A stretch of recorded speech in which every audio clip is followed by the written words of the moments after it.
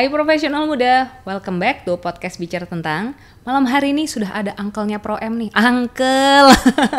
Karena seringnya Pro M meminta Ko Eli untuk berbagi pengalamannya, karena Ko Eli kayak pengalaman banget. Untuk teman-teman yang belum tahu ini siapa, ini Ko Elianto Wijaya. Halo, malam. Ko, kita pengen dengar cerita Koko lagi nih. Kalau kemarin-kemarin relationship ya kan, kapan pria siap nikah. Terus sebelumnya lagi pas Valentine Koko bahas juga gitu kan. Tapi hari ini kita bahas yang beda dikit kok. Oke. Pro M pengen denger lagi cerita Ko Eli gitu kan. Ko Eli kan dulu sempet waktu awal-awal memulai karir, Koko kan sebagai karyawan. Terus udahan Koko banting setir jadi pengusaha. Iya, lebih tepat bukan banting setir. Apa tuh? Karena situasi jadi terpaksa setirnya terbanting gitu. Oke. Ya, karena kondisi pada saat itu. Kondisi apa kok? Krisis ya, Krismon kan 98 Krismon. Itu bulan Mei kalau nggak salah ya. Yes. Jadi akhir 98 atau awal 99 terpaksa saya keluar dari perusahaan.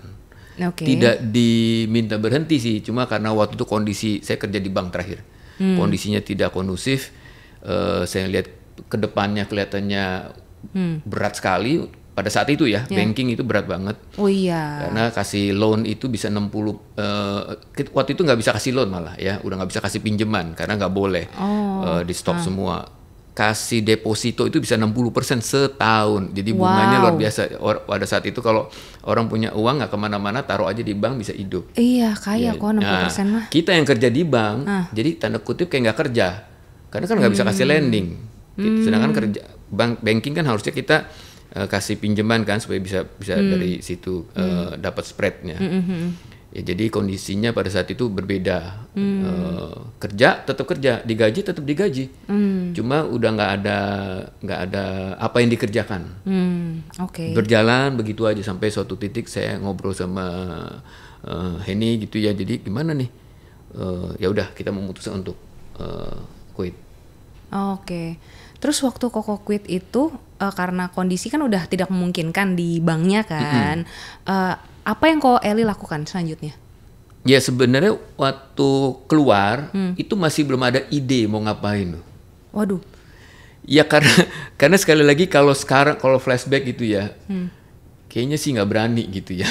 Sebenarnya nekat. Makanya kalau saya sharing sama teman-teman, janganlah gitu. Tapi karena waktu itu kan kondisi. Bener-bener nggak enak lah suasana kerjanya seperti bukan orang-orangnya oke ya, cuma suasana nggak ada kerjaan lah tanda kutip, tapi tetap datang kita. Dan waktu itu kan kondisi bank-bank kan banyak yang dilikuidasi juga ya Ko ya. Wah itu kan menegangkan karena bertahap kan ya. Tahap pertama ada listnya, wah bank kita aman. Tapi udah tahap kedua udah mulai ada selebaran, wah ini siapa nih kena udah banyak yang kasih kabar, ya kita tegang ya. Wah kedua masih aman, tapi kan begitu udah nggak enak lah. Dan ya waktu itu kan situasinya juga mencekam lah ya, situasi sosialnya juga. Jadi waktu itu keluar apa yang mau dikerjakan bener-bener nggak tahu. Karena saya nggak punya skill lain kan ya, maksudnya saya nggak punya skill apa gitu ya, maksudnya nggak punya biasa saja gitu kuliah dan ini. Jadi waktu waktu keluar ya benar-benar baru mikir. Wah. Jadi ya makanya ini tidak disarankan sih ya gitu. Tapi kondisinya pada saat itu begitu. Saya keluar baru mikir mau ngerjain apa gitu. Jadi beberapa bulan hidup dari ya tabungan yang sedikit itulah. Waduh, terpaksa situasi lah ya. Iya, karena kondisi sekali lagi. Terus apa yang Ko Eli lakukan untuk mencari nafkah baru kok saat itu? Nah, waktu itu Ko Eli udah nikah belum sih? Udah. Nikah kan 97 Januari. Terus anak saya pertama lahir bulan November. Oke. 98. 97 ya, 97. Nah kan krisis 98. Ya berarti anak saya baru berapa bulan tuh. Iya. Akhir 98 kurang lebih saya quit. Jadi waktu itu udah merit. Dan sebenarnya waktu merit tuh saya kerja dan Jenny juga kerja. Jadi tadinya masih 2 income. Nah rencana kan kita mau habis merit, kita tahan dulu nggak punya anak 2 tahun. Ya, ternyata bobol ya gitu. Nah, akhirnya ya di luar rencana ya. Kita punya komitmen memang dari waktu itu, dari awal kita married, kita pengen kalau sebisa mungkin kita mau didik sendiri, maksudnya tidak pakai suster gitu ya, tidak apa-apa gitu, cuma waktu itu kita komit seperti itu. Jadi Henny tuh memutuskan untuk keluar dari kerjaan. Padahal secara income itu dia lebih gede padahal waktu itu. Jadi waktu dia kerja, saya kerja kan aman-aman ya. Nah, dia keluar kira-kira tuh 60% income kita tergerus lah tanda kutip ya. Jadi gaji saya lebih kecil daripada dia pada saat itu. Jadi dengan kondisi seperti itu lalu krisis datang. Jadi kan ya akhirnya terus sampai quit. Jadi kita tabungan sangat-sangat minim lah pada saat itu. Oke. Nah kalau ditanya apa yang waktu itu kita pikirkan, kerjakan, nah orang tua saya punya usaha walaupun nggak gede ya. Jadi saya berpikir orang tua saya kan punya usaha cat. Ya.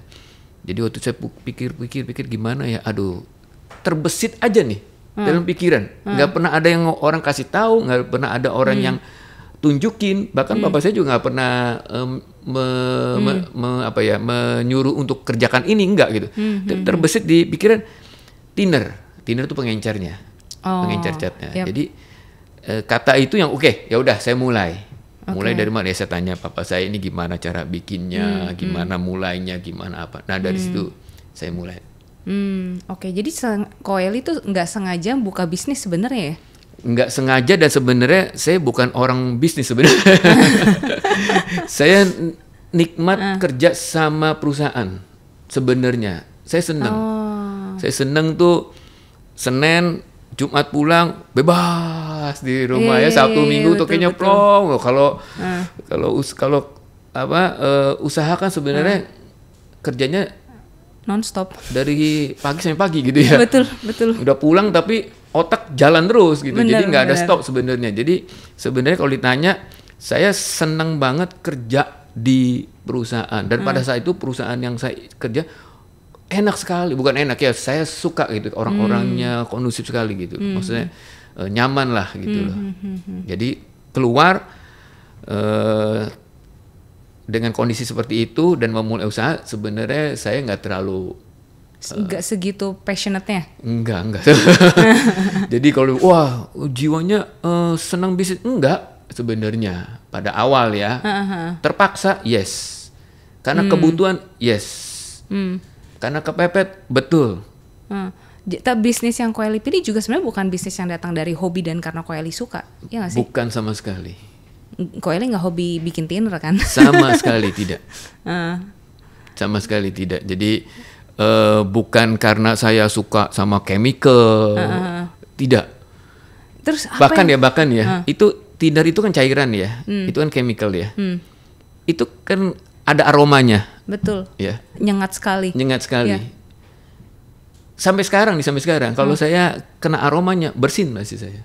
Wah, terus gimana memang caranya saya nggak kuat hidung saya dengan itu. Tapi di awal-awal itu harus membedakan aroma supaya kan cairan semua sama ya. Bedainya gimana? A, B, C, D, E. Dari aroma memang. Jadi itu sampai pilek-pilek, sampai mampet-mampet ya. Nah, seperti itu. Jadi, tapi dibilang hobi tidak sama sekali. Apalagi bukan jurusan saya, bidangnya itu ya, tidak. Terus apa yang memotivasi Coeli untuk ya udah itu yang Coeli pilih untuk lakukan? Ya karena satu hal aja, saya harus menghidupi istri dan anak saya, itu aja. Kan Henny bisa balik kerja lagi. Kondisinya pada saat itu nggak gampang cari kerja. Perusahaan kan banyak yang tutup. Pada 98 bangkrut banyak gitu loh. Yang ekspor maju banget, tapi kan secara umum nggak kondusif lah, beda sama sekarang ya. Sekarang sulit cari kerjanya pada saat itu. Lagi pula anak kan masih kecil. Oh iya, ya kan nggak mungkin ditinggal gitu loh. Ya, saya pun mau cari kerja sulit pada saat itu ya. Jadi satu-satunya jalan ya apa yang ada di depan yang bisa saya kerjakan ya saya kerjain dulu deh. Kalau ditanya kenapa, bukan passion. Yes, bukan.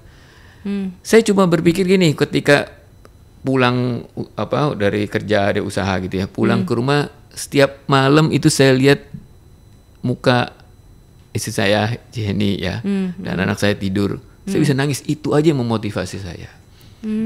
Yang memotivasi apapun saya kerjakan.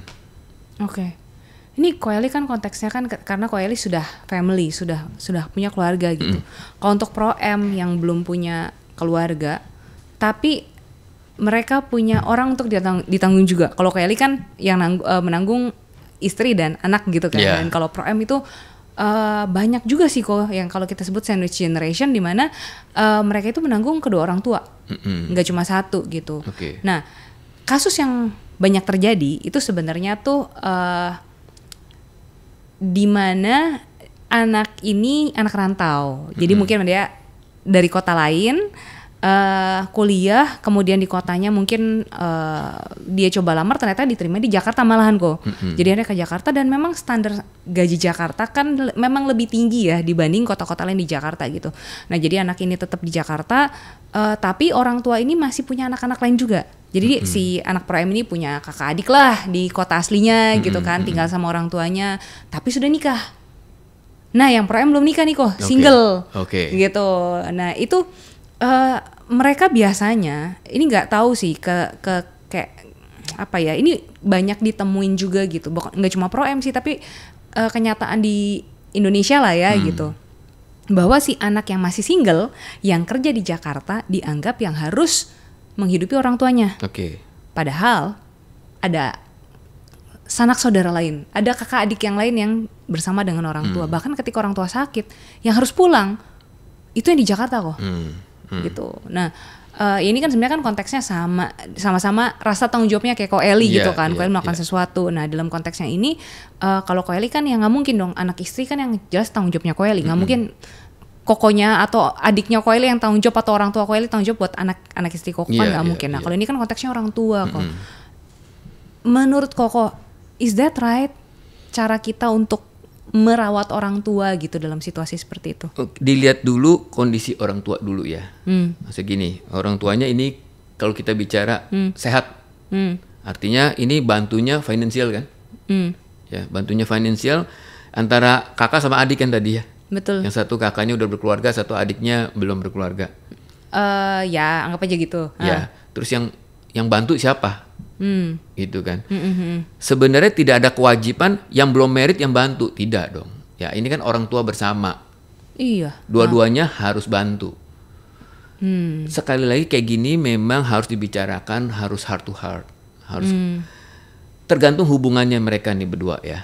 Kakak sama adiknya ya. Nih. Kalau aman, kalau sehat itu gampang sebenarnya. Tinggal berapa kita transfer ya sama-sama. Bisa seperti itu. Langsung ngomong aja sama saudara kita. Yes. Tapi kalau hubungannya nggak sehat ini memang repot. Jadi kuncinya sebenarnya tergantung hubungannya kakaknya sama adiknya. Pokoknya hubungan kakak beradiknya gimana. Kalau sehat-sehat tinggal ngomong. Kok kita bantu ya. Ini ya papa ya segini. Mau nggak saya keluar segini kamu segini, kan enak. Iya. Ya intinya sebenarnya komunikasi sama si relation sama si kakaknya. Nah kalau misalnya nggak sehat, ini memang berat. Kakaknya nggak mau tahu misalnya, lu dong yang ini, yang lu kan masih single, gua kan banyak tanggungan. Ini nggak bisa, memang ya itu mungkin salib. Salib. Ya, karena harus dipikul dong. Ya, karena kalau nggak orang tuanya nggak bisa survive, nggak bisa hidup. Gimana? Ini kita bicara orang tuanya masih sehat ya. Jadi nggak perlu si anak itu harus pindah kota. Secara finance dia yang bantu support, go ahead. Artinya nggak usah takut, Tuhan nggak kembalikan, pasti dikembalikan berlipat kali ganda. Jadi baiknya memang bicara sama kakaknya, yes. Tapi kalau relationnya nggak baik sama kakaknya, tanggung. Tanggung. Tentunya bukannya artinya mengorbankan masa depannya, ya. Dengan berhitung pastinya ya. Ya harus, jangan ya udah begitu. Buat orang tua semua saya hidup sini makanya Indomie terus gitu ya. Ya bukan begitu gitu. Tapi harus benar-benar proporsional. Dan orang tua pasti juga paham kok gitu kan, bukan pasti nuntut enggak gitu. Nah, itu kalau papa atau orang tuanya kondisinya sehat. Kayak pembagiannya tuh jadi gimana ya? Soalnya kan kalau misalnya Pro M itu kan one day dia juga akan menikah dong. Jadi dia sendiri harus nyiapin biaya nikah, Betul. nanti sendiri juga kan punya anak gitu. Sedangkan relationshipnya nggak baik dengan kakaknya, tapi walaupun nggak baik tetap harus dicoba ngomong juga kan ya. Apakah dengan si anak ini ngomong ke orang tuanya supaya orang tuanya menyampaikan ke kakaknya atau ke adiknya itu bisa kok? Ya sebenarnya untuk sampai udah state seperti ini artinya kan anaknya udah besar ya. Iya udah married berkeluarga, malah. satunya udah kerja. Sebenarnya kalau orang tua harus ngomong lagi kepada anak-anak udah masanya seperti itu sebenarnya telat. Ya terus gimana dong kok? Iya dong. Anak-anak udah besar, Yeah. orang tua harus perlu ngomong bantu Papa. Itu sebenarnya telat. Dan anak-anaknya sampai nggak ngerti itu kebangetan istilahnya. Iya betul kok. Ya, kalau sampai misalnya harus orang tuanya ngomong ke anaknya, bantu dong papa atau mama. Menurut saya kita sih sama sekali nggak peka itu. Ya, jadi jangan sampai orang tua sampai minta ke kita. Itu artinya kita nggak sensitif banget sama orang tua. Dan itu jangan deh ya. Ya kita kan bisa tahu walaupun kita di luar kota, kita kan tahu kondisi orang tua kita. Jadi dan jangan sampai ke orang tua yang harus ngomong. Antar anak yang harus ngomong. Malahan antar anak ya? Harus dong. Ya kita ini kan bicara anaknya udah besar-besar, udah dewasa kan, bukan anak-anak lagi. Udah harus aktif. Ini gimana papa? Ini gimana mama? Udah sakit-sakitan atau ini nggak ada yang support, kita support, kita bagi ya. Itu harus inisiatif dari anak-anaknya. Jadi mau nggak mau kalau misalnya kakaknya beralasan kan udah married, saya juga kurang biaya hidupnya gitu ya, itu mau nggak mau ya udah deh ngomong fair-fairan kali ya. Ini kan biayanya sekian juta. Betul. Buat orang tua. Jadi kamu nanggungnya sanggupnya berapa? Betul. Gitu kali ya, fair-fairan kali ya. Betul. Kecuali kakaknya bener-bener sama sekali minus, ya itu tanggung. Tapi kan yang kita bicara ada dan ada ya, maksudnya bisa dibagi. Itu paling tepat anak bagi proporsional untuk bantu orang tua. Kalau orang tuanya memang tidak bisa lagi untuk mencukupinya, harus support. Terus kok kalau ternyata memang kalau kenyataannya minus berarti udah itu mau nggak mau ya udah itu tuh salib kita, berarti mau nggak mau kita 100% yang nanggung dong ya kalau kayak gitu. Tapi pertimbangannya ya kok ya, ini kan logika manusia ya. Kalau 100% yang nanggung, terus biaya merit, biaya lebih biaya merit sih. Maksudnya kalau biaya hidup mungkin ya masih ada lah ya. Tapi kan one day dia juga harus membiayai keluarganya kan. Dan maksudnya kalau sebagai karyawan biasa, pembagiannya tuh pasti bener-bener keukur, ketaker kok gitu, ya kan? Ini menurut Koeli ya, bener nggak ya ada yang ini orang dunia tuh ngomong kayak gini, ini terutama yang keturunan Tionghoa ya kok ya, ada omongan kayak gini, rawat tuh papa mama, rezeki tuh nggak kemana kalau ngurusin orang tua. Koeli setuju nggak dengan itu? Kita setuju dengan hormatilah orang tua ini ya, maksudnya. Kita harus jaga orang tua supaya nggak boleh terlantar, itu setuju saya. Ya. Tapi bukan berarti kita menjaga atau menghidupi orang tua sampai kita tidak mempedulikan hidup kita juga. Ya nggak boleh juga ya. Apalagi dia udah married. Tanggung jawabnya itu membesar loh. Ya. Selain kepada orang tua juga kepada istri dan anak, itu tanggung jawab dia juga. Kalau dia tanggung jawab kepada satu sisi aja, tidak pada keluarganya, itu juga tidak tanggung jawab namanya. Jadi tanggung jawabnya setelah menikah akan membesar. Kalau belum menikah, ya betul dia harus jaga betul. Tapi dia juga harus pikirkan untuk masa depan dia. Oleh sebab itu dia harus berhitung sebenarnya proporsional. Ya, proporsional mana yang dia bantu kepada orang tua, mana yang dia harus planning ke depan dong. Saya pikir orang tua juga pasti setuju kalau anaknya itu memikirkan untuk masa depannya, pasti setuju. orang tua yang benar pasti juga tidak akan minta lagi, enggak. Pasti dia juga tahu apa yang dikasih itu juga sudah diperhitungkan sama anaknya. Anaknya juga akan memikirkan masa depannya. Jadi itu bentuk kita perhatian sama orang tua, yes. Yang dimaksud kita menjaga atau tanda kutip tadi kan pakai kata memelihara, sebenarnya bukan gitu ya. Memperhatikan orang tua kita juga harus kita punya perhitungan dong, bukan perhitungan seperti apa, cuma dia harus memikirkan ke depannya gimana. Oke. Terus kalau misalnya kita punya orang tua yang kita perlu tanggung, mau nggak mau kita berhitung di atas kertas ya kok ya, berapa budget kita untuk orang tua, berapa budget yang kita alokasikan buat masa depan kita, buat bangun keluarga. Mau nggak mau ya bijaksana juga ya dengan pengeluaran kita kan. Iya, harus dong ya, harus benar-benar itu wisdom itu harus ada gitu ya. Jadi jangan begini, pokoknya kan saya harus kasih orang tua, udahlah gaji hari ini, ya kalau mau sekali-sekali boleh nggak, silakan. Ya kalau memang dapat berkat mau kasih semua, go ahead, itu bentuk dari sayang sama orang tua. Sama orang tua nggak boleh hitung-hitungan betul, tapi untuk planning kehidupannya harus berhitung. Dan itu sebenarnya bentuk tanggung jawab juga kan kok terhadap kehidupan. Maksudnya ini kan memang orang tua is one of the biggest responsibility-nya kita gitu kan, terutama kalau mereka sudah tidak bisa mencari nafkah sendiri gitu kan. Tapi kita kan juga harus bertanggung jawab dengan kehidupan kita. Betul. Nah jadi kayaknya kalau kita melihat orang tua jangan cuma dilihat berat satu sisinya, tapi kita harus melihatnya dalam satu gambaran full frame kehidupan kita ya kok ya. Yes. Gini, orang tua kan punya tanda kutip ya, punya biaya hidup. Bisa kan kurang lebih dihitung, kurang lebih biaya hidupnya berapa, ya. Penuhi, kalau memang itu nggak ada lagi loh, orang tuanya income-nya nggak ada lagi, hanya dari kita, hitung. Tentu hitungnya bukan seperti gimana, tapi kita bisa dapat gambaran lah, penuhi. Oke. Kalau kita punya dana dan kita punya income segitu, kita bisa bagi, go ahead. Tapi kalau kita nggak punya, jangan sampai kita habis-habisan sehingga juga nggak bisa ngapa-ngapain kita ke depan.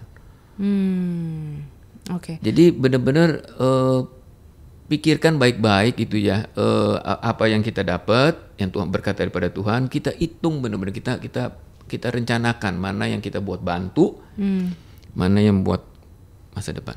Oke.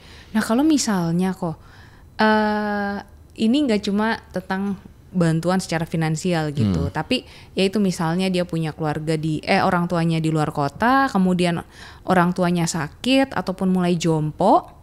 Nah si yang masih single di Jakarta ini, kamu pulang dong ngurusin orang tua kamu. Tapi lagi-lagi ya kok ada saudaranya kok, ada anak papa mamanya juga di kota yang sama dengan orang tua, tapi mereka sudah menikah.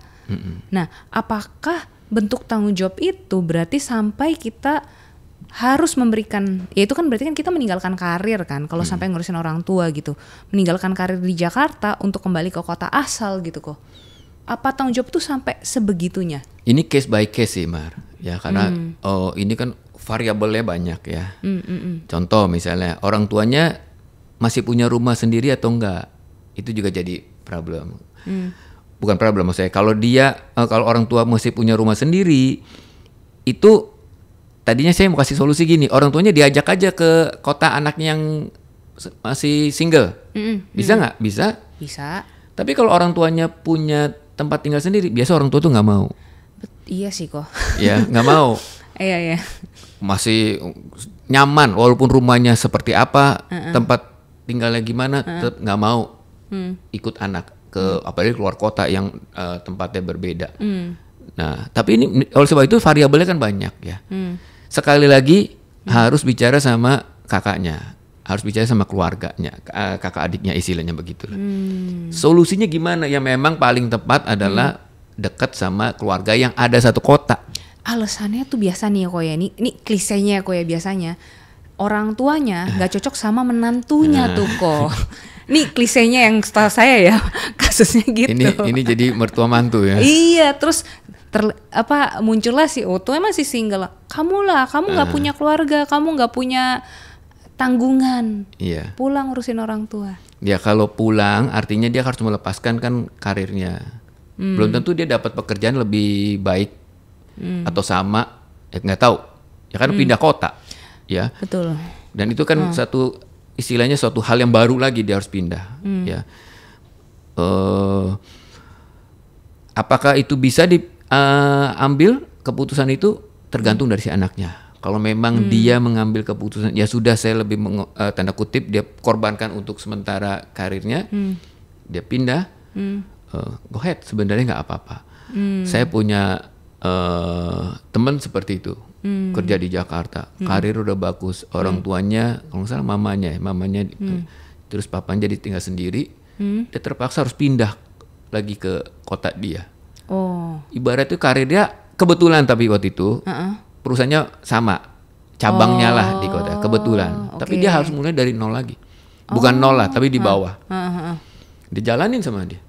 Sekarang udah setinggi apa. Bisa seperti itu, jalan Tuhan bisa saja. Gitu ya. Apakah seperti itu? Tapi itu pun gak semua orang bisa seperti itu. Pindah kota, memulai lagi yang baru. Apalagi kotanya lebih kecil misalnya. Ya, jadi usul saya adalah sebenarnya kembali kepada hubungan sama kakaknya atau saudara kandungnya dia. Ya. Bisa solusi seperti apa? Bisa nggak rumahnya dekat dengan kakaknya? Kalau tidak bisa, benar-benar tidak bisa, ini kelihatannya mantunya sama orang mertuanya kelihatannya memang nggak bisa deket. Ya kalau memang dia harus berkorban, sekali lagi salib ya harus tetap diikut. Oke, kalau sampai harus nanggung salib ya udah rela aja berarti ya kok ya. Iya. Gak ada cara lain soalnya kan. Karena orang tua tetap harus harus survive. Oke. Nah kok kalau misalnya dalam kasus dimana kadang tuh misalnya nggak cukup deh, maksudnya ini di luar pengeluaran sehari-hari untuk orang tua yang kita kirim uang bulanan. Kadang kan ada situasi tak terduga lah ya kok, rumah bocor. Ya apalagi lah gitu lah ya. Nah terus kan, tapi ternyata anak ini juga lagi sangat kurang gitu. Sebutlah dia juga lagi banyak pengeluaran gitu. Aduh gimana ya cara memberitahu orang tua kayak bukan yang nggak mau, tapi memang lagi nggak ada. Ini aku ngomong orangnya memang bertanggung jawab ya, bukan yang sengaja mangkir dan tidak pernah beri buat orang tua gitu. Harus ngomong sama orang tuanya. Mau nggak mau terbuka. Harus. Kalau orang tua yang benar ya sekali lagi ya, pasti nggak nuntut. Kalau lagi nggak ada, memang nggak punya, pasti nggak nuntut sama anaknya. Lu gimana sih? Bocor kok nggak pasti. Ya sekali lagi makanya kondisi dari orang tuanya juga harus kita lihat seperti apa. Ada orang tua yang memang nggak mau tahu, lu pokoknya gue udah gedein lu. Sekarang lu udah bisa dapat duit, ayo dong, apa-apa gue minta harus ada. Itu memang repot. Iya. Nah untuk yang seperti itu orang tuanya, anaknya harus berani ngomong. Yang ada orang tua yang bukan anytime, pokoknya ada sedikit minta. Banyak sih kok.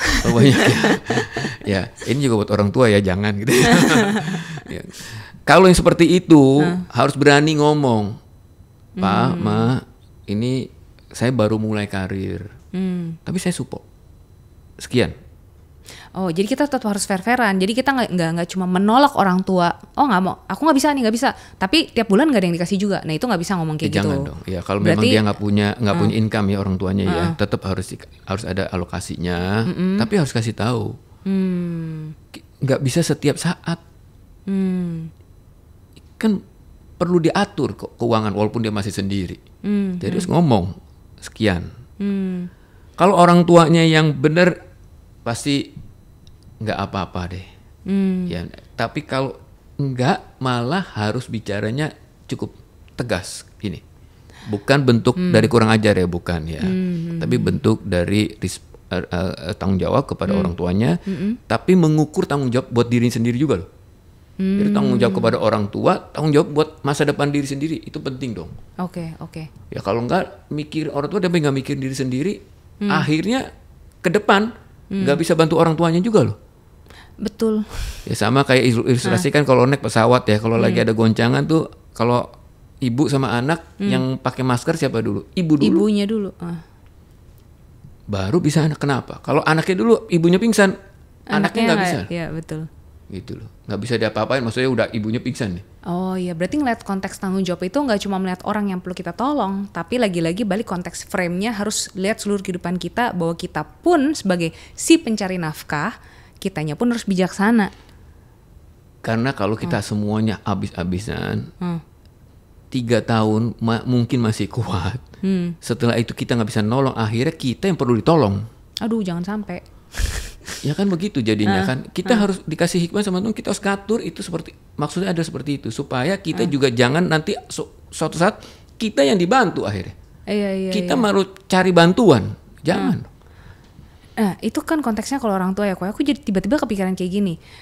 Ada case di mana kadang ya satu keluarga nggak semua anak bener kan kok. Bisa jadi abang kita, adik kita lah. Pokoknya ada satu yang kurang berhasil. Ataupun sampai jadi pengangguran. Sedih ya? Iya. Sedih lah. Tapi terus? Dia sudah dewasa. Jadi maksudnya ini kita udah ngomong, dia udah dikuliahin, udah sampai usianya cukup mature. Bahkan kadang kalau kakak ya, kayak seharusnya kan kakak yang malah yang take the lead, yang apa gitu kan. Tapi ini jangan, ini malah kakak gitu kan yang pengangguran ataupun adik pengangguran. Tapi usianya udah cukup kok. Nih kita ngomongin orang udah lulus kuliah nih kok. Jadi usianya udah 21 ke atas gitu. Tapi nggak tau lah salah asuh kayak apa, salah pergaulan kayak. Tapi ini orang nggak, intinya tidak berpenghasilan gitu. Tanggung jawab kita sebagai saudara kandung tuh sebenarnya sampai semana sih kok? Kalau untuk saudara, tidak harus.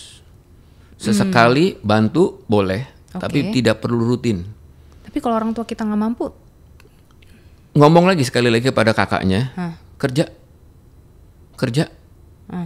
ketemu terus ngomong seperti itu. Gak bisa orang udah sama tambah dewasa minta, nggak bisa. Harus kerja, apapun kerja. Apalagi kalau dia laki, ya nggak ada kewajiban adiknya bantu kakaknya yang laki-laki untuk support rutin finansial, nggak harus.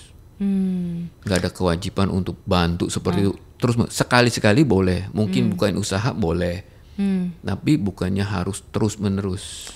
Iya nggak terus menerus sih, tapi 3 bulan sekali, 2 bulan sekali pasti ada aja tuh kok. Jadi harus tegas. Itu harus tegas. Harus tegas dong. Salah nggak sih kok? Enggak, karena kalau nggak mendidik loh. Soalnya gini kok, maksudnya kita pengen kayak gitu, pengen mendidik gitu, tapi orang tuanya enggak, orang tuanya yang manjain. Ini kan maksudnya kan ya kemungkinan besar kan salah asuh ya kok ya, dibanding salah pergaulan gitu kan. Ini orang tuanya kadang yang kenapa sampai seorang kakak anak sulung bisa sampai tidak bekerja dan tidak bisa menghargai hidup gitu. Ya pasti kan ada sesuatu yang tertanam value waktu masih kecil, dimanjain atau apa, kita nggak tahu kan gitu. Tapi bisa jadi orang tuanya bilang, adik kamu loh atau kakak kamu loh susah, bantu kek. Orang tua tuh bisa kayak gitu. Iya, boleh. Makanya bantu boleh, tapi bukan rutin. Untuk kasus kakak ya. Maksudnya bukan biaya hidup sebulan sekali, itu bukan tanggung jawab. Nah sekarang kalau misalnya diperbolehkan bantu, sampai kapan pertanyaannya? Nah itu dia, orangnya aja nggak gitu getol nyari kerja, nyari uang kok. Sampai kapan pertanyaannya? Seumur hidup kan nggak mungkin. Waktu bantu kepada saudara, bahkan bukan cuma kakak beradik, siapapun saudara, bantu nih ya. Jelas nggak apa-apa, saya bantu ya, setahun ini saya support, tapi kamu cari kerja ya. Ini pengalaman soalnya, pengalaman pribadi. Jadi waktu saya mulai usaha itu kan nol, belum ada hasil apa-apa. Saya dibantu kakak saya, kira-kira 6 bulan kali. Dengan nggak sebut gaji ya, sebutnya support yang sangat minim. Kamsia sama koko saya baik banget gitu ya. Tapi saya juga tahu saya nggak mau selamanya. Kurang lebih 6 bulan ada hasil dikit dari usaha, saya datang, thank you, ini nggak usah transfer lagi. Oh, Ko Eli yang punya kesadaran. Oh iya dong, harusnya begitu. Masa dan lagi pula jujur ya, malu lah. Terus-terusan dibantu. Tapi waktu itu saya terima yes, karena zero saya. Bener-bener kalau nggak ada dibantu sama koko saya pada saat itu, bener-bener nggak ada juga ya.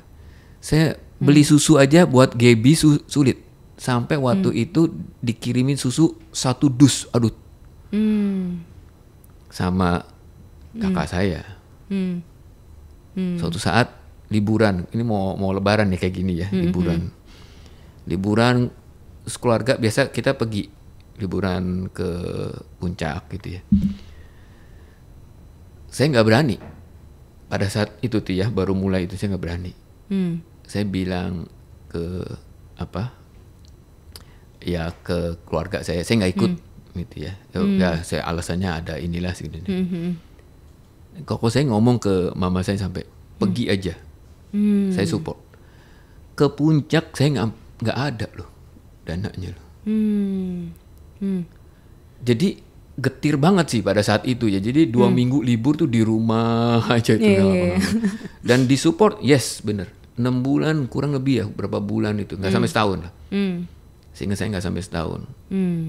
Saya datang, thank you buat udah disupport. Iya, enak kok kalau saudaranya kayak Ko Eli gitu kan, dibantu tapi tahu diri. Nah kalau enggak harus dijelasin di depan. Kalau tahu memang orangnya nih kelihatannya manfaatkan gitu ya, kasih tahu. So saya bilangnya support susah, kamu. kerja bukan yang nggak mau kerja, cari kerja susah, selalu gitu. Iya. Nah terus pertanyaannya adalah mau sampai kapan mau bantunya?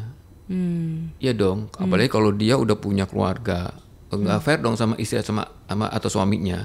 Mau bantu nih saudaranya, kan harus ngomong. Saya bantu nih ya kakak saya ya, harus ngomong dong. Iya. Terus mau sampai kapan? Boleh ada waktunya, boleh dong. Kalau kita kita kasih ini ya, kasih setahun lah kita support, boleh. Iya. Beda lah orang yang benar-benar niat kerja sama yang memang nggak punya niat. Nah itu jangan disupport terus. Kita memanjain namanya. Kalau memang orang punya niat kerja, ya saya rasa pasti ada jalan sih. Walaupun kita mungkin nggak gede tapi ada jalan. Jadi sebenarnya bentuk ketegasan kita terhadap keluarga kita dalam hal ini, maksudnya ini terhadap saudara kandung atau sepupu lah gitu kan, sebenarnya bentuk ketegasan kita sebenarnya mendidik dia kok, bukan karena, maksudnya banyak orang yang berpikir kan, justru dengan saya memberi saya sayang loh, saya menunjukkan sayang, loh salah ya berarti ya. Memberi kan ada saatnya ya. Kalau kita kasih kail, kita kasih ikan terus kan nggak mendidik orang namanya. Ya kan itu ilustrasi yang biasa umum kan, antara ikan sama kail. Kalau kita kasih ikan boleh, betul.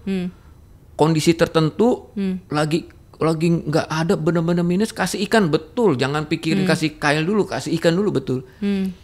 Tapi kan nggak boleh terus-terusan. Iya. Harus nggak boleh terus-terusan, harus dia belajar mancing sendiri gitu. Setuju sih.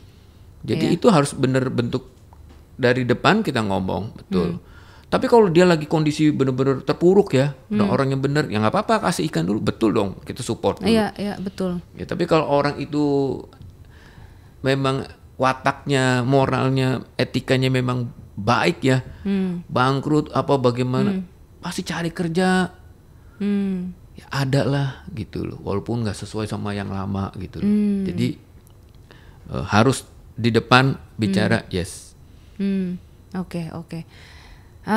Nah itu tadi tanggung jawab di keluarga nih kok. Kita balik lagi kok. Pro M, tanggung jawab terbesarnya juga di pekerjaan gitu kan. Yang dulu Ko Eli mulai bisnis, kan waktu kan Ko Eli kan berarti mulai bisnis dinernya, apa dibiayain dari keluarga atau itu pakai dari modal Ko Eli itu? Jadi waktu itu saya dimodalinya barang, bukan cash. Jadi 20 drum saya inget banget tuh, bahan baku thinner. Yang saya juga nggak ngerti mau diapain sih. Ya karena saya nggak ngerti kan, nggak ngerti apa ini apa gitu. Cuma saya tahu ini bahan baku thinner. Yang paling bingungnya adalah jual kemana.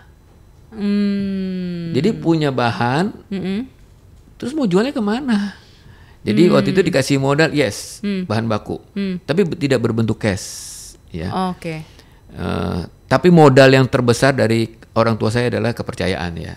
Itu yang paling modal besar karena supplier bagaimanapun bisa supply saya karena orang tua saya selama bertahun-tahun dipercaya. Jadi itu salah satu modal yang besar juga. Dari situ, dari 20 drum itu. Dari 20 drum saya pikir ini gimana ya, mau jual kemana gitu loh. Jadi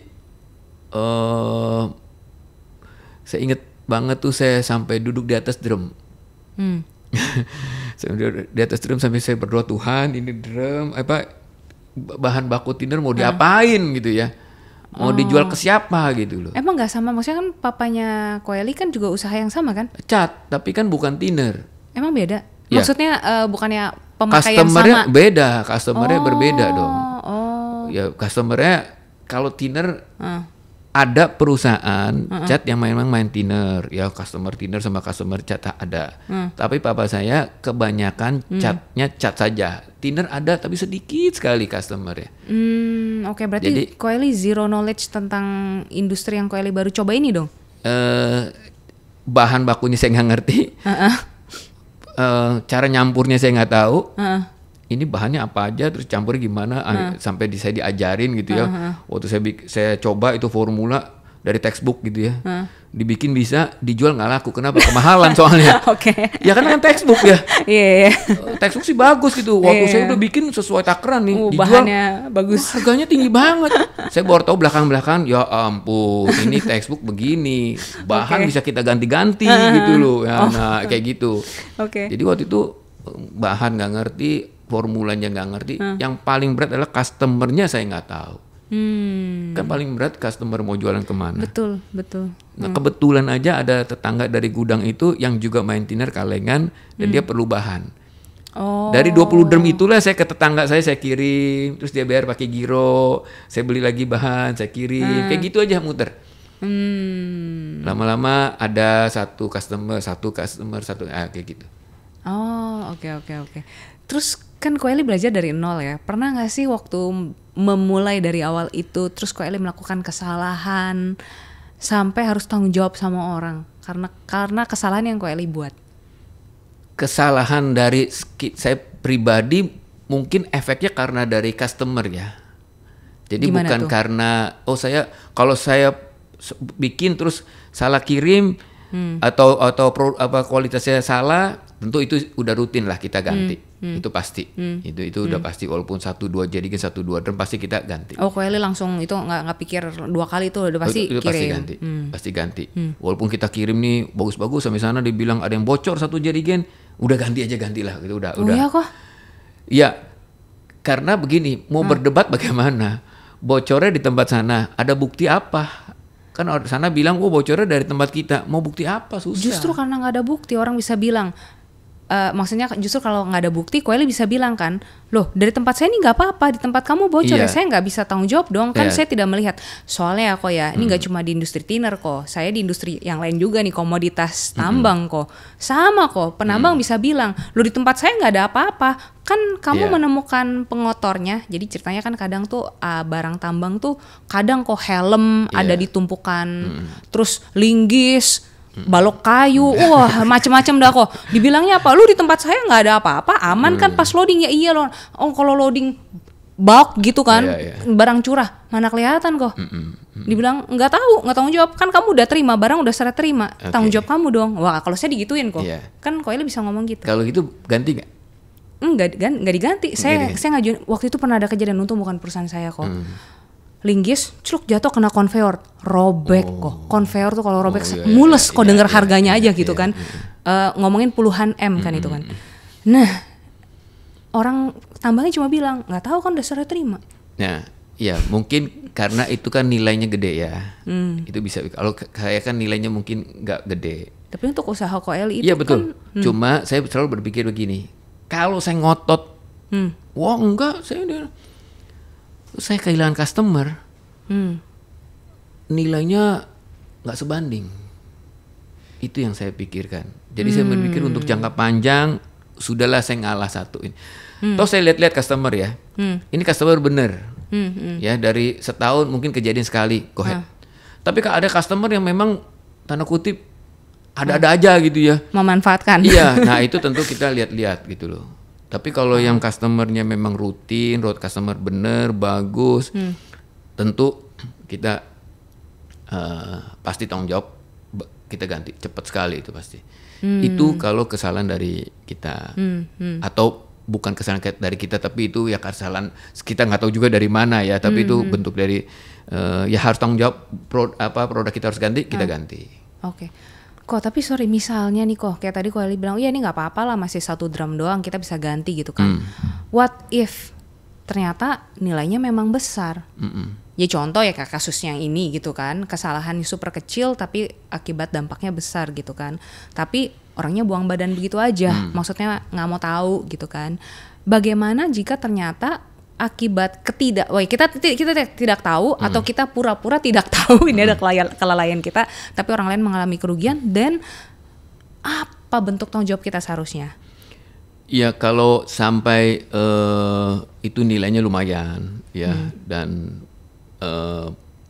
pernah nggak kita kejadian nilainya lumayan besar gitu ya. Ya sekali lagi saya ngeliatnya lebih horizonnya lebih panjang gitu ya. Kalau memang harus bertanggung jawab, ini nilainya cukup besar, saya lebih baik rugi sekarang daripada rugi seterusnya. Rugi seterusnya dalam arti kehilangan customer atau kehilangan nama baik gitu ya. Lebih baik pada saat ini dianggap rugi, ya sudah, daripada rugi di belakang hari. Nama baik tuh kan, nih kalau kita ngomongin ganti ruginya besar ya kok ya, nama baik tuh semahal itu ya emang? Itu modal paling segalanya ya.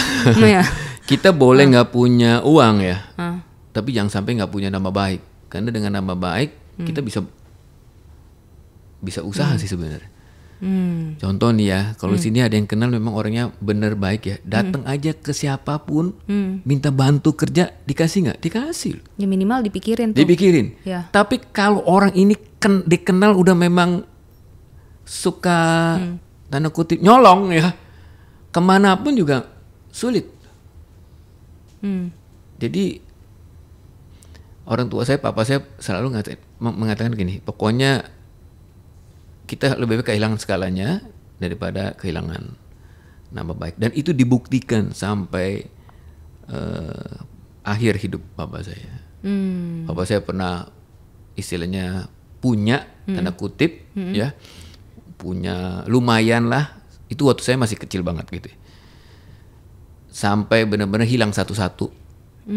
Gudang hilang, ya, rumah hilang. Ini kenapa tuh kok? Karena kesalahan deal bisnis dengan rekannya pada saat itu. Hilang semua satu-satu. Udah sampai 2 tahun papa saya itu nggak bisa kerja lah di rumah. Tapi karena punya nama baik, karena punya utang sama bank, datang kepada banknya, minta maaf, ini karena kesalahan kesalahan bisnis, minta tolong di reschedule utang-utangnya, sampai orang banknya itu datang ke rumah nanya ke mami saya, bener nggak ini suami ibu ini tanda kutip hilang uang, bangkrut karena memang usaha, atau karena judi, atau karena mabuk-mabukan. Mami saya bilang enggak, benar apa adanya. Sampai dicek begitu. Wow. Dan karena banknya percaya itu, bunga semua waktu itu dihilangin, tapi tetap pokoknya harus dibayar. Wow. Nah karena modal-modal kepercayaan seperti itulah, setelah 2 tahun memang nggak bisa kerja gitu ya, karena shock, mental shock gitu ya. Dari punya nggak punya, kebayangkan ya. Iya. Jadi terus kita anak 5 lagi wow. Bisa kebayangkan. Jadi ya, tapi akhirnya bisa pelan-pelan usaha lagi, survive lagi, dan modalnya apa? Ya itu, nama baik. Nama baik. Oke, berarti kita sebenarnya yang disebut hit and run yang nggak baik juga ya. Kalau hit and run berarti kita mengorbankan reputasi sebenarnya. Ya hit and run one day pasti akan kena batunya juga. buat apa gitu loh. Mendingan kita pelan-pelan tapi kita membangun dengan baik. Oke. Nah, itu kalau misalnya dalam case kita nih kok yang melakukan kesalahan gitu. Tapi what if kita yang dirugikan orang lain gitu. Kita tuh punya hak untuk menuntut orang sebenarnya kan. Untuk kerugian yang ditimbulkan, ya contoh dalam case yang tadi misalnya either si yang pembeli tinernya Koko ataupun ya dalam kasusnya aku ya si pembeli komoditinya gitu kan.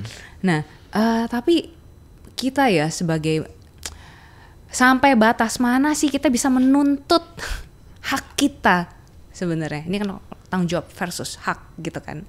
Ya, contohnya misalnya customernya nggak bayar kayak gitu ya. Terus kita, ya kan itu hak kita. Ya kan, sampai mana maksudnya kan? Iya. Gitu. Ya sampai nah ini juga saya juga punya pengalaman kayak gitu kan ya. Waktu awal-awal usaha itu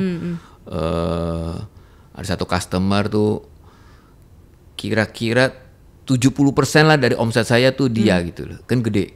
Gede banget Kan kira-kira segitu. Jadi berjalan berapa bulan lancar, kemudian setahun lancar, 2 tahun mulai seret. Nah akhirnya benar-benar total nggak bayar. Waduh.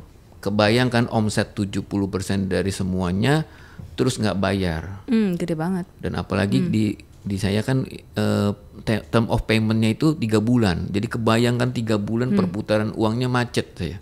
Iya. Jadi terus apa yang kita lakukan waktu itu? Ya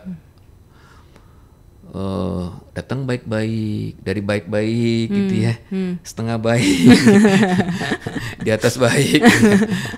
Ya sampai ya saya pernah datang ke rumahnya, pencet bel, telepon, udah kita usahain, nggak ada jawaban. Orangnya mau nemuin Koko nggak? Sama sekali tidak. Pada saat terakhir. Padahal itu teman, boleh dikata tadinya baik lah gitu loh, kalau ketemu tuh main bareng apa.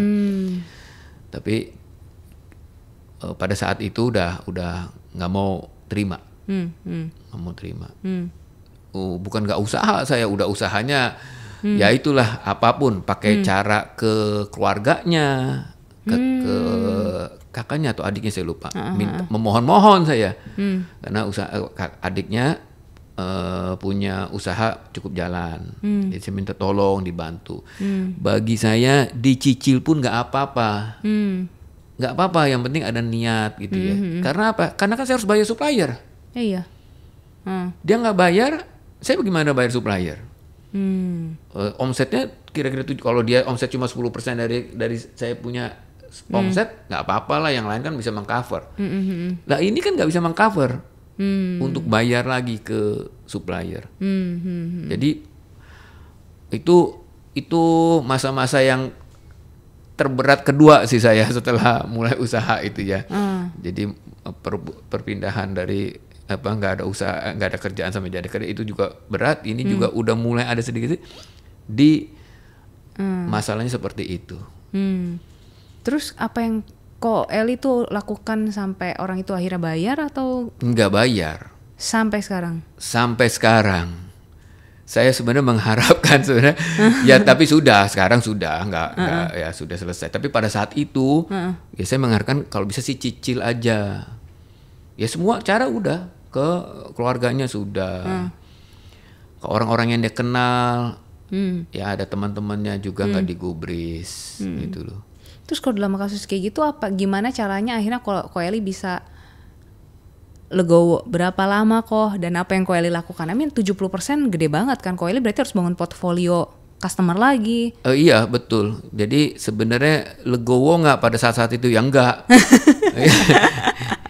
Karena saya hitung-hitung itu sebenarnya keuntungan saya 2 tahun habis loh.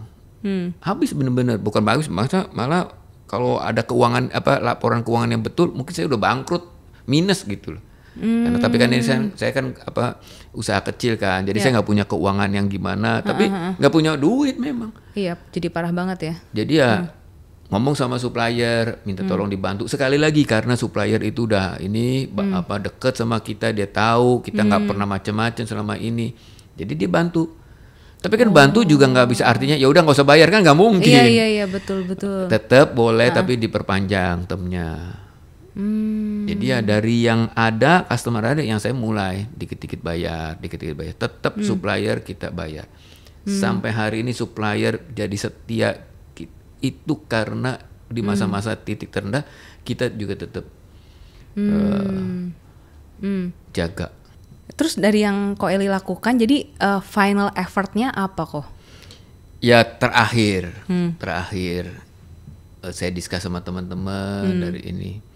Ya kita pakai pengacara. Ya terus ya memang dia profesional. Oke. Ya profesional untuk bagian penagihan. Jadi ya terakhir banget. Kenapa? Karena buntu saya kan. Karena orangnya udah nggak ngerespon, sama sekali, nggak mau dihubungin. Bukan cuma telepon, bukan cuma waktu itu masih SMS ya. Saya datang, nggak dibukain sama sekali di depan pintu itu saya bel, teriak-teriak, nggak dibukain, ya. Pakai ke saudaranya juga nggak ada respon. Jadi udah bener-bener dia nggak anggap lah, nggak anggap saya ini ada mungkin gitu ya, atau saya ini mau nggak dianggap gitu. Jadi ya terpaksa terakhir seperti itu usaha saya terakhir. Tapi saya juga bilang ini sekian, akhirnya udah ada deal, ya sudah silakan. Terus setelah Ko Eli pakai cara yang seperti itu, juga tetap nggak dapat. Jadi dapat nggak, akhirnya sekian persen lah dia bayar. Dengan apa? Dengan drum kosong. Itu mah bukan bayar. Ya mungkin dia karena gimana akhirnya udah drumnya dikasih ke saya, dikirim. Ya drum kosong itu kan nilainya nggak seberapa dibandingkan isinya. Betul, gitu ya. Betul. Jadi kalau dibilang bayar nggak, ya bayar pakai drum kosong. Terus nggak ada kelanjutannya sampai saya dengar ke luar negeri, dah hilang. Aku tuh bingung ya Ko ya. Ko Eli kan bilang hubungannya baik sama dia kan. Iya. Aku bingung kok, orang yang hubungannya baik kok tega ya? Kok tega ya? Aku tuh bingung tau kok sama kayak gitu. Saya punya cek, ya. Jadi waktu masih ada orang tuanya, aman-aman aja tuh. Oke. Tapi setelah orang tuanya nggak ada, mulai kehidupannya, ya saya kan tetap pantau ya, walaupun dia customer, saya kadang-kadang datang. Ini waktu masih baik nih. Ya, lifestyle-nya mulai berubah. Mungkin udah tadinya nggak pegang uang, sekarang ada duit loh. Padahal dia lupa ini duit siapa gitu ya. Belum bayar koko. Iya, karena kan dia perantara nih. Jadi saya kirim feeder sebenarnya bukan ke dia, ke customernya dia. Dia ini sebagai perantara aja lah. Jadi si customer itu bayar ke dia baru ke saya. Nah si customernya gede. Saya nggak bisa masuk gitu kalau nggak melalui dia. Nah si customer kan bayar ke dia dulu baru ke saya. Nah dia lupa yang dipegang ini kan sebenarnya duit supplier juga, ya duit saya sebenarnya duit supplier. Yap. Nah mulai bayar duit, mulai lifestyle mulai berubah. Saya udah nyium kayaknya kok begini ya, berbeda gitu. Kejadian. Oke. Kalau udah kayak gitu, ya udahlah, ini berarti kan personalnya yang salah ya Ko ya, individunya kan. Yes. Yes. Ya udah kalau kayak gitu kasus-kasusnya berarti Ko Eli udah tutup file aja. Terus apa yang Ko Eli pelajari dari kasus itu? Ya saya percaya pada ini ya if you lose something ya, but don't lose the meaning. Kalau kita kehilangan sesuatu, tapi jangan sampai kehilangan artinya gitu. Jadi kalau ditanya apa paling berharga dari pengalaman itu, ya satu, jangan terlalu cepat percaya orang. Jangan terlalu cepat percaya, oke. Harus semuanya waktu yang membuktikan. Karena waktu itu saya baru kenal juga gitu sama dia, baru dikenalin lah. Dan manis ngomongnya, enak ininya awal-awal gitu ya. Jadi ya itu pelajaran pertama. Terus yang kedua, bagaimanapun bisnis tetap hitungannya bisnis, jangan dicampur dengan teman. Maksud saya gini, kalau memang harus ada hitungannya sama bisnis, berapa bulan harus bayar, enggak, jangan sungkan-sungkan gitu loh. Jangan mau sangka teman ya sudahlah kasih mundur. Ini orang minta mundur-mundur bayarnya. awalnya tidak. Tapi karena belakang-belakangan minta ya kita kasih akhirnya sayanya yang sulit sendiri. Oh jadi di pembayaran mundur tapi dia tetap minta Ko Eli kirim barang gitu? Ya. Oh. Ya pada satu titik saya nggak bisa lagi dong karena kan terlalu besar utangnya gitu loh.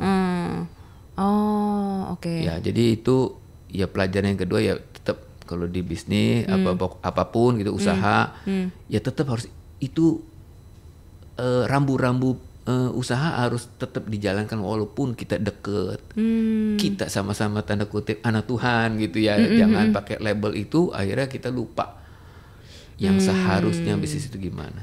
Oke. Ini sebenarnya juga bentuk tanggung jawab kita terhadap bisnis yang kita jalankan juga sih berarti ya Ko ya. Iya sangat ya. Berarti SOP-nya, KYC-nya tetap kita jalankan. Ya. Jangan tergiur dengan orangnya baik, dia mah terkenal, punya reputasi ini itu. Ya oke. Ya karena memang kan kita kadang-kadang kabur ya antara ini kan udah deket masa lu nggak percaya masa nggak itu yang kadang-kadang kita lupa bahwa tetap bisnis nggak ada salah loh dengan bisnis kan masuk itu memang betul ya memang udah ada aturannya gitu malah baik gitu loh memang udah harus bayar ada limit kita harus kasih utang kepada seseorang harus dijaga dong, jangan kita bablasin teman-teman udah nggak apa-apa kasihnya seberapa, akhirnya kita repot sendiri. Kalau waktu itu saya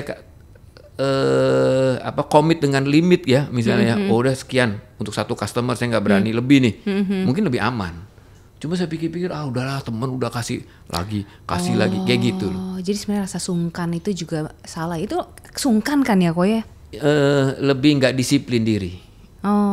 Kalau disiplin berani sebenarnya nggak apa. Ya kita bilang tidak segini ini yang cukup yang buat satu customer buat kamu sekian.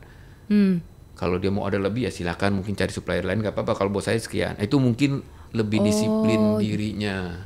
Jadi kita nggak usah takut tapi nanti kalau misalnya saya nggak kasih bisnisnya nanti dia ngambil dari supplier lain.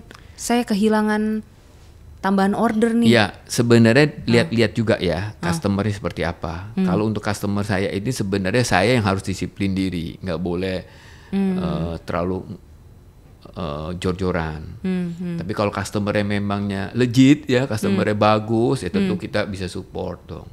Itu sebenarnya bentuk dari kitanya sendiri itu bisa judgementnya lebih tepat lah. Itu salah satu yang pengalaman yang saya dapat sih dari kasus itu. Oke. Apa yang kita bicarain hari ini agak ini ya, ada dua topik berbeda sepertinya kayak satu sandwich generation, satu lagi tanggung jawab di dunia kerja gitu. Kalau dari Ko Eli sendiri gitu tentang tanggung jawab yang kita miliki gitu, Ko Eli ada pesan apa sih yang harus kita ingat gitu kan dalam bentuk seberapa kita harus menjadi orang bertanggung jawab gitu, dan sampai mana sih kita ngerti batasan tanggung jawab kita supaya nggak kebablasan. Ada nggak sih kebablasan tanggung jawab? Kayaknya nggak ada ya. Salah gunakan tanggung jawab mungkin ada. Salah tanggung jawab, iya benar. Oke. Ya tanggung jawab tuh segalanya loh. Ya mau di semua bidang tanggung jawab tuh pasti jadi salah satu indikator. Mau di bidang keluarga, dia tanggung jawab nggak sama anak istrinya atau sama suaminya. Mau di bidang pelayanan, yang dilihat apa? Tanggung jawabnya kan dikasih kecil, selesai nggak? Beres nggak? Semua bidang. Jadi tanggung jawab menurut saya itu menunjukkan siapa diri kita sih sebenarnya. Sebesar apa tanggung jawabnya, itulah diri kita. Diri kita itu merefleksikan pada tanggung jawab yang dikasih dan kita selesaikan. Kalau kita tanggung jawab kita kecil, ya tanggung jawab segitu aja. Kita nggak pernah dikasih lebih. Itu kan prinsip yang Tuhan kasihkan ya. Ada apa yang orang yang dikasih tanggung jawab tuh tambah lama malah dikasih lagi. Yang 5 talenta udah bisa menghasilkan 5 talenta malah yang 1 dikasih. Iya, betul. Ya, jadi tanggung jawab adalah refleksi dari diri kita sebenarnya. Jadi itu pegang benar-benar baik-baik. Kalau kita dikasih tanggung jawab. Mungkin kalau aku bisa bilang tanggung jawab itu kalau kita lakukan dengan baik, mata uangnya atau rewardnya adalah kepercayaan gak sih kok? Iya. Semakin kita selesaikan, semakin kita dikasih kepercayaan juga. Dan ketika kita diberikan kepercayaan, berarti sebenarnya kita sedang menciptakan kesempatan kita. Yes. Karena kalau orang nggak percaya, kita nggak akan pernah. Maksudnya gini, banyak orang bilang, carilah kesempatan gitu kan. Seakan-akan kesempatan sudah ada, kita tinggal nyari dan capek juga nyari. Kalau saya dari dulu bilang kayak gini, saya malas nyari, nggak tahu juga mau cari kemana. Dunia segitu luas. Kalau dari dulu saya bilang nggak usah dicarilah, saya ciptakan saja kesempatannya. Betul Bang. Dan mungkin salah satunya kalau kayak Ko Eli bilang, kayak tadi Ko Eli sampai bisa kokoh, sampai kasih Ko Eli kepercayaan. Aku tahu Ko Eli nggak akan menyalahgunakan uang bantuan ini, nggak akan tiba-tiba dikasih uang, dikasih santai-santai aja. Ko Eli nggak kayak gitu. Kan kokonya Ko Eli tahu, papanya Ko Eli juga dikasih modal dulu untuk usaha, suppliernya Ko Eli juga tahu. Jadi dalam case ini yang aku lihat adalah, ternyata kalau kita melakukan tanggung jawab kita sebaik mungkin, kita tuh sedang buka kesempatan buat diri kita. Untuk promosi, untuk bisa maju gitu kan ya Ko ya? Betul banget. Itu sebenarnya destiny kita ya. Masa depan kita, nasib kita, masa depan kita. Itu tergantung kita menyelesaikan apa yang dikasih kepercayaan sama kita. Bahkan dari hal sekecil apapun yang kelihatannya gak ada hubungan ini sama kesempatan di masa depan. Ya. Karena Pengkhotbah 9 ayat ke-10 mengatakan apapun yang ada di depanmu, kerjakanlah dengan sekuat tenaga. Apapun. Bukan yang kamu suka, yang sesuai dengan keinginan kamu, enggak, apapun katanya. Yang ada di depan tanganmu, kerjakanlah dengan sekuat tenaga. Artinya itu bentuk dari tanggung jawab. Walaupun ini kita nggak suka, tanda kutip gitu ya, aduh saya nggak suka kerja, tapi karena kita ini bentuk dari tanggung jawab, kita harus menghidupkan keluarga, kerjakan dulu. Oke. Berarti ibaratnya kalau misalnya kita nggak suka dengan kerjaan kita, tapi belum punya kerjaan yang lain, tanggung jawab lakukan dulu. Betul. Kenapa harus kita nunggu sampai ini? Nggak harus. Kalau itu memang kita udah berdoa sama Tuhan, Tuhan kasih ada kerjaan, kerjakan dulu. Pasti akan ada opportunity yang lain. Kalau kita selesai dengan kerjaan yang kita sebenarnya bukan passion, kita nggak suka, tapi kita selesai. Orang pasti akan ngeliat yang seperti ini aja kamu bisa selesaikan, apalagi yang kamu suka. Itu mantep tuh Ko. Biasanya kan? Nanti tuh diberikan tuh Ko. Pasti. Jadi kalau yang kita bukan ahli kita, tapi kita selesaikan.